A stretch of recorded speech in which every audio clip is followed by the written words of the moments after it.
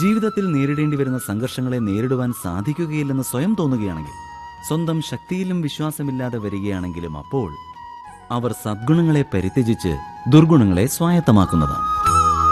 വാസ്തവത്തിൽ മനുഷ്യരുടെ ജീവിതം ദുർജന്മമായി പരിണമിക്കപ്പെടുവാനുള്ള സാഹചര്യം ഉണ്ടാകുന്നതും അവരുടെ മനസ്സിൽ ആത്മവിശ്വാസമില്ലാതെ വരുമ്പോഴാണ്. ആത്മവിശ്വാസം തന്നെയാണ് നന്മ പ്രവർത്തിക്കുവാനുള്ള കാരണമാകുന്നത്. ഈ ആത്മവിശ്വാസം എന്നാൽ എന്താണ്? ജീവിതത്തിലെ സംഘർഷങ്ങൾ മനുഷ്യനെ ദുർബലരാക്കി മാറ്റുമെന്ന് ചിന്തിക്കുകയാണെങ്കിൽ അവനൊരിക്കലും ആത്മവിശ്വാസം ഉണ്ടാവുകയില്ല. അപ്പോൾ അവർ സംഘർഷങ്ങളെ മറികടക്കുന്നതിന് പകരം സംഘർഷങ്ങളിൽ നിന്നും മോചനം നേടുവാനുള്ള മാർഗമന്വേഷിക്കുവാൻ തുടങ്ങുന്നു.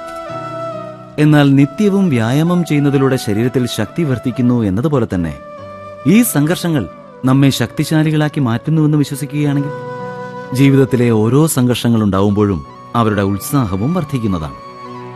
അതായത് ആത്മവിശ്വാസം എന്നത് മറ്റൊന്നും തന്നെയല്ല, നമ്മുടെ മനസ്സിന്റെ ഒരു അവസ്ഥയാണ്. ജീവിതത്തെക്കുറിച്ച് നമുക്കുണ്ടാകേണ്ട ഒരു കാഴ്ചപ്പാട് മാത്രമാണ്. നമ്മുടെ ജീവിതത്തിന്റെ കാഴ്ചപ്പാട് എന്താണെന്ന് നാം സ്വയം തന്നെയല്ലേ നിശ്ചയിക്കേണ്ടത്? സ്വയം